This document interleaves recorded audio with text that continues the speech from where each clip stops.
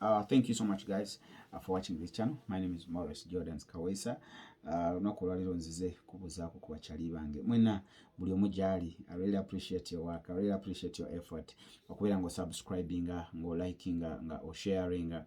Thank you so much. Abatana subscribinga, please click on that button. Ebeere nga subscription mweri. Ate nabagamba era nzaaliwo okubeera nga mbawa latest about Aromatic Entertainment. Oba oliawo ebirala solo bifuna ku Trust Films naye ate ne ku Morris Jordan's Media nako bibaako. Thank you so much okubeera nga ate muli wa kakati. Njagala kansoke ntwala omukisa guno okutumira ku bantu bange abali Saudi Arabia, abali Jordan. Sorry, let me kugulawo yakutwala omukisa guno okutumira ku bakyali bange abali Saudi Arabia, abali Qatar, abali Jordan, abali Oman, abali those Arab countries. I thank you so much for the great work you're doing, guys. I really appreciate. I appreciate me personally. I appreciate and I really love it. Then nzireko bakyali bange abali UK, US, German, Canada, Netherlands. You guys are doing a great job, right? For liking, subscribing, commenting, and share. I really love it. I really love it. You know, when you're talking to those people, and even the accent can change at one time or ago. Yeah. So, mubadde mugamba nnyo nti lwaki anyway comments mbadde nziraba most of the time nga mugamba nti no Aromatic Entertainment nabatera wano video last time era bagirabyeko naye abamu bannumba ku TikTok, abamu bannumba ku Facebook nga bambuuza how to join Aromatic Entertainment. Nabagamba mu video gye nakola last time nabagamba nti no kujoininga Aromatic Entertainment changu kwoyo abakyagadde. Lwaki changu? Nti Aromatic Entertainment yateekawo omukisa oba yateekawo way out okubeera nti no buli Munnayuganda oba buli alina ekitone ajja neyegatta ku Aromatic Entertainment naaba nga asobola okukikoza naddala nga bwe kibanga ekitone ekyo kyakuzannya film. Okitegedde?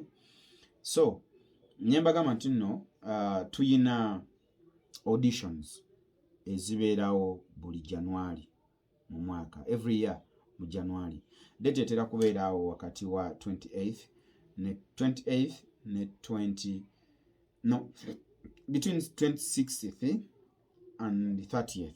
Date etera kubeerawo. So sijja kubeera nyo specific about the date because sometime bikyukakyukamu naye nga bitera kutandikira wa 25 paka kwa 3 in those days batera okulondawo olunaku lumu every year ne baba nga ate bakkirizisa Munnayuganda nalina kubula nga aweeba chance najja yegatte ku Aromatic Entertainment. Kakati ku lunaku olwo tubeera ku St. Henry's. St. Henry's eri ku Salama Road. Abatamanyi Salama Road yeyo awo ng'otuuse Kibuye akakuba akagenda Munyonyo ewa Sudiiru eyo gye bayita Salama Road. Naye watonatuuka eri ewa Sudiiru eri waliwo bayita ewakuleekaana awo we wali offices zaffe, wali offices za Aromatic Entertainment. Otuukawo n'obuuza St. Henry's Gardens. St. Henry's Gardens ne bagikulaga kweyo St. Henry's Gardens kwe kuli offices za Aromatic Entertainment. Era bw'ozibuuza awo wennyini we tuyita ne tubeera nga tusobola okubeera nga nawe otwegattako. Then mubadde mumbuuza babuuza biki mu auditions. Auditions zibeera bitya? Si bizibu, byangu. Sijja kugamba nti bizibu ate sijja kugamba nti byangu because gwe kyosobola okukola sikimanyi oba oliawo nange kinsobola okukola gwe tokimanyi. Kitegeera auditions bajja kugamba nti no bajja kugamba nti katugeze nti wayo nti olina bbaawo ye lwaki mbabbirako ku bigezo just bagaba auditions naye auditions bagaba skits bagaba ka skit n'okazanya perfectly ng'oyitawo. Yes, okay, kale fine. Bayinza okugamba nti no olina mukyalawo yayenze wamukutte n'omusajja omulala. Kati omusajja oyo omulala oli naye mu maaso. Kati yomba n'omusajja oyo omulala. Lwaki yasikudde mukazi wo? Oba yomba ne mukazi wo, oba yomba ne bbaawo, lwaki omukwatidde mu buyinza, oba lwaki yayenze? Ebyo bintu bye tubeera tukola bulijjo mu bulamu bwa bulijjo, ye life gye tutambuliramu. Okitegeera? Ye life gye tutambuliramu. So it's just putting it in your mind nti kati ono yayenze ate mwami wange, kati nina muyisaamu eggaali. N'omuyisaamu eggaali. Omuyisaamu eggaali ne bikwatayo nga bya ddala, omuyisizaamu eggaali ng'oyitawo, you're through. Bw'olema omuyisaamu eggaali ate nga bulijjo boddayo ewaka okwata obutebe n'obumukuba n'okwata amacupa no. Omanyi sometimes bayinza okugamba nti no yuuyo muyiseemu eggaali, naye nga gwe eggaali gy'omanyi okuyisa mu bbaawo oba mu kyalawo eba yakukwata bikopo n'amasuwaani okumukuba ku mutwe. Kati ng'ate wano ebikopo tebiriiwo. Awo okola ki?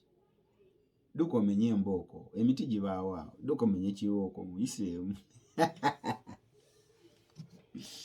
Mbalimba kyokka mbisi bya kumenya migo, but mbali just nkuwako nti no kale nkuwako ku mbeera, sigamye nti no ekyo kye bagaba, but nkuwako ku mbeera ki ebimu kale bibayinza okubeera ng'oyitamu. So once you do it perfectly, you're through. And ffe tuba tetumanyi mukama waffe ku ntikko ne kabineti ye be bamanyi ani ayiseemu ani atayiseemu. Eyo y'engeri esooka. Engeri ey'okubiri nabagamba nti nno ofune enamba y'essimu kweziri, enamba z'essimu kweziri ku namba nziba wano bulijjo eya 0759 99 99 88. Namba nziba bulijjo eyo. Namba bulijjo njibawa bulijjo. Naye osobola ogikozesa n'obeera nga teera ojoininga Almaric Entertainment. Apart from that, I think engeri endala gy'oyinza okubeera nga ojoininga Almaric Entertainment, no ndowooza zezengeri bbiri. Through that number and kulinda auditions mu January.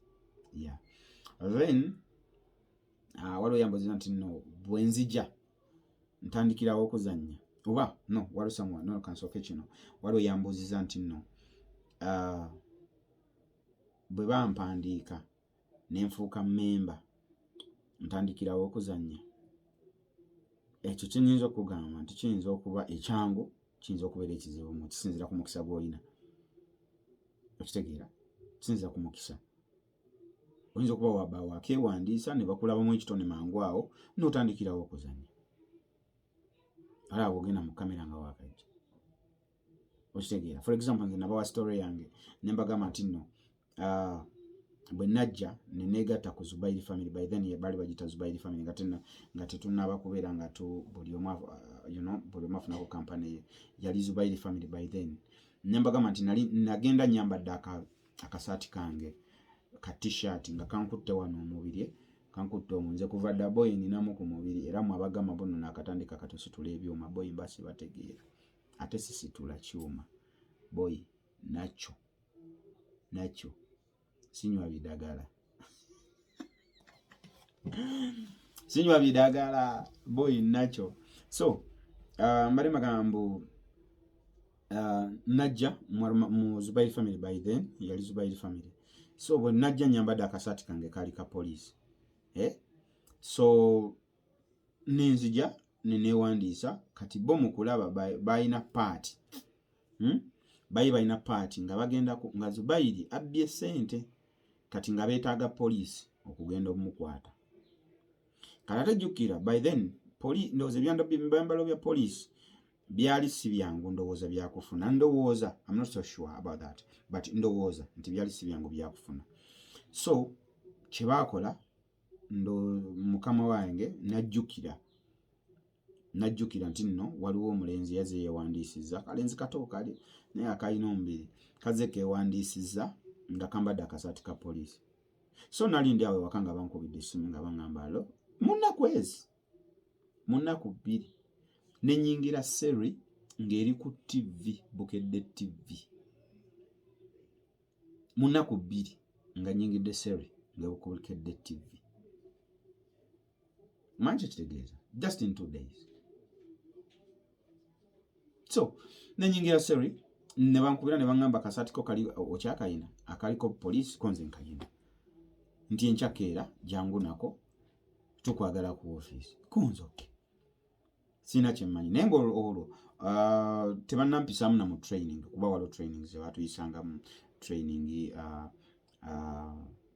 oseka otya ozannya otya oluyi bwoba agenda okuba munno oluyi olukola otya bwoba ogenda kuba munno ekikonde mu firimu bakikola batya nga tebannampisaamu mu training yonna after kwewandiisa after 2 days so ne bankubira nenzija n'akasaati kange enkeera ne baŋŋamba kati ogenda kukola bwoti tugenda kukola bwoti ogenda kwata oyo poliisi guli mu poliisi era nagambala poliisi era firimu eyo Zubairi bw'ogenda n'ogirewinding emabega ojja kundaba akalenzi akaalimu akatono kaddoogo akaalimu nga kambadde akasaati ka poliisi oyo yenze so kikyengezaako okutegeeza nti osobola okuba ne chance nojja ne weewandiisa olwaleero wiiki ejja ne bakuyita n'ozannya oba nojja ne weewandiisa olwaleero ne bakuyita oluvannyuma lw'omwaka mulamba kisinziira ku bisima byokola ki byolina nawe packaginze otya kuba osanga newe nalibadde n'emikisa nengenda nga sambadde kasaati ako ka poliisi osanga tebaalimpise paka kati osanga simanyi na wendi naye nkukakasa okuba nazannya eyo firimu ya Zubairi sadda mabega paka kati nenge ekyannyambako kaki kasaati akaliko poliisi the way I packaged myself I was body built like this and I had that police shirt. That's why I am where I am today. Maybe because of that t-shirt. Era nali njagala lwakuba man obimanyi yayulika dda naye nali nkaagala nnyo kubanga kampisaawo so singa saakambala kutandikiramu eyo movie gye natandikiramu ne bandaba nti nsobola okuzannya simanyi kati wendi so kyembadde ngezaako okubaliiramuko oba okubayisizaamuko nti you never know toyinza gamba nti nno bwe neewandiisa natandikirawo okuzannya naawe oba tomanyi nange mba simanyi n'oli aba tamanyi kubanga script zino ze bawandiika script esaba muntu kati gojja kubanga olina emyaka 25 katugeze olina emyaka 25 kati script gye bawandiise script yebeera storyline nti noono yazaalibwa n'akula n'afuna abazzukulu n'afa ne balekawo omusika kati ne tujja nga tulaba story eyo bwejjanga etambula kati gojja kubanga olina emyaka 25 naye nga story egamba nti nno omusajja yawasa mukyala we ne bazaala abaana oluvannyuma lw'emyaka 4 omwana gwe baazaala yawasa naye n'azaala n'afuna abazzukulu kakati nga gwolina emyaka 25 toweza myaka meka 4 omwana gwe baagala okuzannyisa wa myaka meka 4 kitegeeza gwe 25 oba ovuddemu olwo emyaka 4 yaba agenda okuzannya kuba yaliwo story gwesaba okitegeera nti omwana oyo emyaka 4 yazaala mutabani we ne mutabani we n'akula kati to be sincere omutabani oyo oba omuwala oyo ow'emyaka 4 gwe yazaala omuntu w'emyaka 4 asobola okuzaala omuwala w'emyaka 25 katulabe 25 kitegeeza aba yamuzaala alina myaka 15 abawala gye bali abazaala ku myaka 15 n'abasajja gye bali abazaala ku myaka 15 naye kiri rare osobola omusanga ng'oyo eyazaalira ku myaka 15 nga mutabani we oba muwala we bwe batambula mu kkubo babayita ba Luganda okitegeera kanate fe mu firimu olwokuba nti no tuba tuzannyira wide ki tuzannyira abantu bangi tuzannyira kintu kinene tetusobola bawa budde obwo bulowooza nti naye balinga abooluganda naye balinga abalongo naye oli alinga muganda we twagala bawa exact nga mbutuufu oli bw'alaba nti nno wa myaka 4 ono wa myaka 2 nga kitegeerekeka tekyetaaga na kumala kulowoozaako nnyo nti naye amuzaala naye asobola omuzaala naye okitegeera twagala bawa kintu kiri exact nga si kyakulowooza. That's why yefe number 1 wefe number 1 East Africa worldwide Aromatic Entertainment we number 1 because we do real stories. We do real stories. That's why we number moja. What are you talking about? Do you know me? Do you know me? Whom are you? Whom are you? We are Aromatic Entertainment. Whom are you? But we appreciate you guys. So, achembalengezako bagamba mbono kati checho. So tuyita mu yembera okubeera nti no omuntu asobola okubeera nga ayisaawo kyayisaawo nga si kyakuteebereza nga kyakuwuliriza. Then omulala nambuuza nti Morris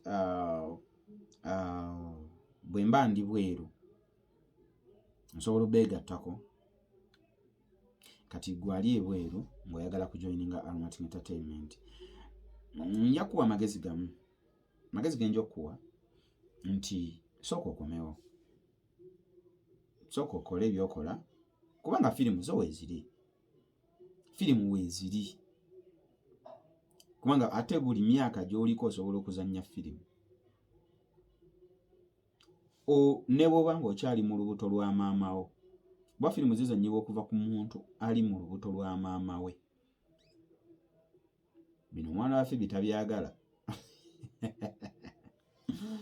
Okuva nga ali mu lubuto lwa maama we ne kazaalibwa nga kaana kato ka bebi kasobola okuzannya firimu. Ne kakula nga ka myaka 4 kasobola okuzannya. N'okula n'oweza emyaka 25 osobola okuzannya. N'okula n'oweza emyaka 4 osobola okuzannya. N'okula n'oweza emyaka 60, 7, 8, 10, 20 osobola okuzannya paka lwofa n'omulambo gusobola okuzannya paka ku ntaana n'entaana naye esobola okuzannya. Basobola okutwata ku malaalo ne bagamba nti naga amalaalo ge gataatawo. Entaana eba ezannye. Oba ozannye nga oli mu ntaana. Okimanyi? Basobola okuzannyisa ng'oli mulambo. Ng'ofudde. Ng'abantu bakukaabira nga bakwetoolodde. Oba ozannye. Kitegeeza buli kategori yonna osobola okuzannya movie. Osobola okuzannya firimu. So tewali kikurashinga. Kugamba nti nojje ozanye mangu nti oba kiki no way. Time ekuyitako no way. Anytime you can act.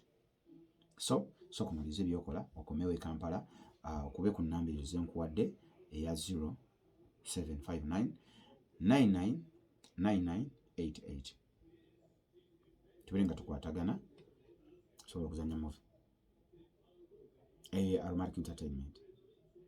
Nengera nyongera okubajugiza, nyongera okubebaza nti mwebale kulaba neighbor, bane mwebale kulaba neighbor. Bane neighbor abadde mulungi, mama mufudde omulungi, mwebale nnyo mwebalire ddala.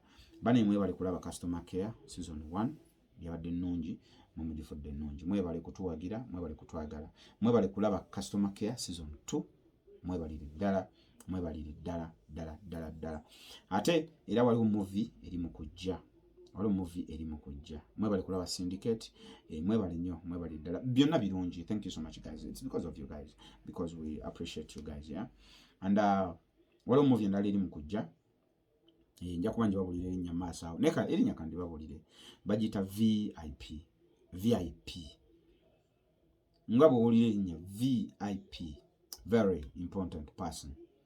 Now you're gonna know why that word, very important person. Lwaki very important person. Ogenda kumanya. Ogenda kutegeera lwaki very important person. Bampita mu Giranzi Kaweesa. Ejja. Sijja kubuulira lunaku, sijja kubuulira date, sijja kubuulira egenda kubeera ku channel ki. Naye kyemanyiko nti egenda kubeera ku Trust Forms YouTube channel. So subscribe, like, comment and share. Muno mugambe gamba neighbor nti Aromatic ina firimu gyeleeta bagita VIP naye eyokya mugenda gyoli baputa moto Jordan Kawesa kubanga movie y'amaanyi erimu abamanya bangi besigenda kumenya wano but just know buli ali mu Aromatic Entertainment ali mu movie eyo gwe gwomanyi nti ali mu Aromatic Entertainment movie eyagizanye ate yazanye nga yemalayo olaba fa abagizanye boy tujiwulira nga maanyi naffe ng'ogitulako omanyi bw'obeera okola ekintu nga kikunyumira naawe kiwa time n'okiraba n'oddamu n'okiraba kati waliwo neyambuuza naye nammwe mumanyi okutuula ne mweraba nga muzannya why not because ebintu bye tukola bitunyumira naffe ffennyini bitunyumira yensonga lwaki naffe tubituulako ne tubiraba kati okutuula n'okiraba osooka ne wejjamu kiri nti kati for example neighbor nojjamu kiri nti sinze Brandon muntu mulala nnyo simumanyi namumanya simulaba nga nako mulaba ku TV kati nosooka onyumirwa ng'olaba Brandon nga si ye ggwe. You understand what I mean? You understand me, yeah? Nenga njagala okukozaayoza bannange omukisa tetuguzanyisa omukisa guba mukisa ate buli omu Katonda alina we yamuteera omukisa gwe so tetugivinganga up mangu nti because I've tried this nekigaana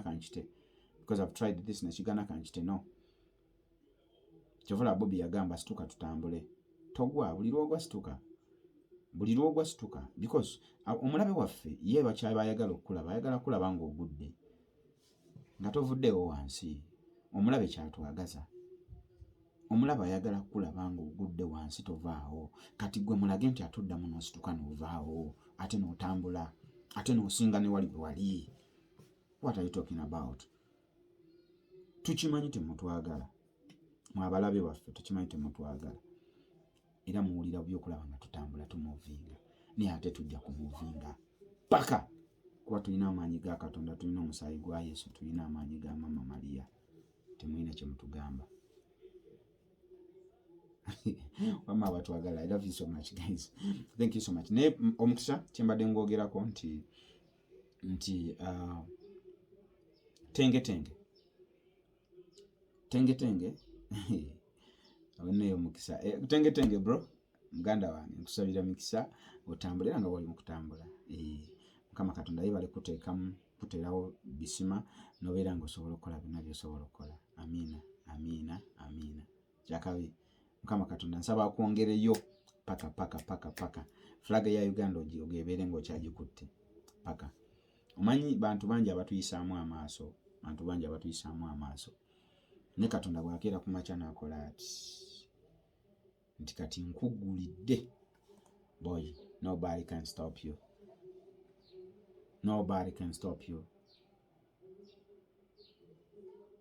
If he says yes, nobody can say no.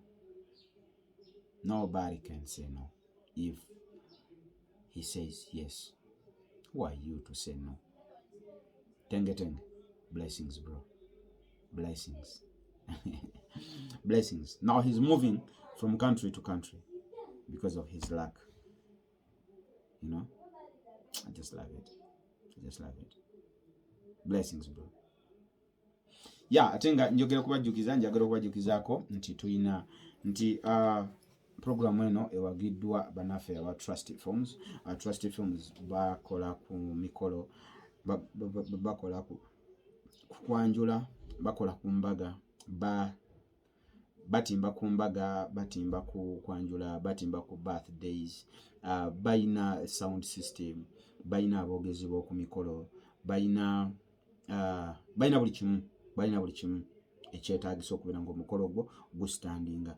N'olwekyo tukozese ffe aba Trusted Films bajja kujja buli kimu ekirungi muganda wange, so twesige n'amaanyi era program yaffe eno neteekebwamu ssente bannaffe aba Betha Nursery and Primary School era nga tukugamba nti notuwe omwana wo tojja kwejjusa. Ku Betha tulina okuvira ddala ku baby omuto omuzadde ali eyo nga emirimu gikutawanya mu kibuga oyagala kera mu kibuga omwana ate ng'akyali muto nnyo osobola omutuleetera ku Betha Nursery and Primary School ne tubeera nga tusobola okubeera naye, oba oli awo bw'oba oyagala n'omunone kawungeezi n'oddayo naye, oba toyagadde munona kawungeezi n'obeera ng'omutulekera ne tubeera naye taamu nnamba oba mwaka mulamba bwe kisinzira ky'oba oyagadde ku Betha eyo Betha Kids, ebyana bato ddala kuviira ddala ku mwezi gumu tusobola okubeera naye paka eyo ye Betha Nursery and Primary School.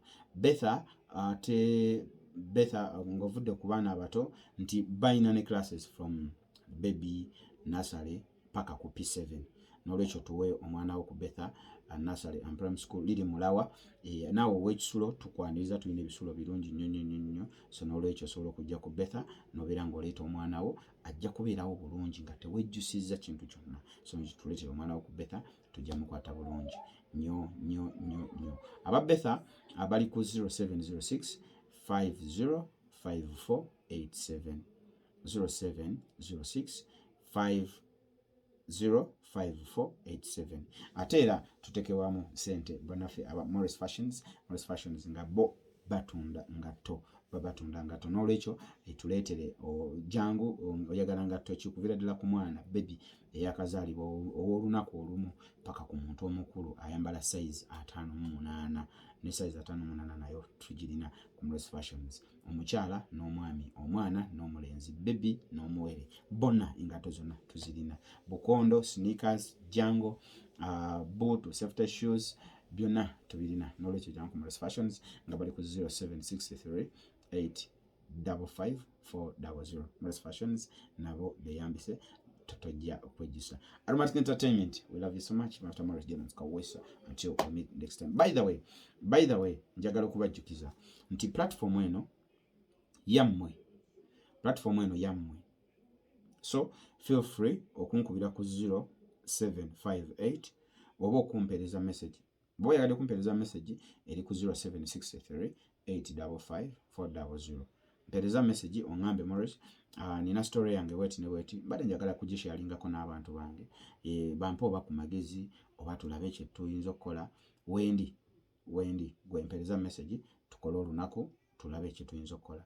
Oba toyagadde kusindika message osobola okunkubira ku 0758 053439 era nawe osobola okujja ne tusharinga story eyo. Oba oli awo oyinza okusharinga story n'abantu n'ofunamu ate ekyokuyiga, oba abadde ayagala okwetta ate n'otetta, oba abadde anoonya solution n'oba ng'ogifunye.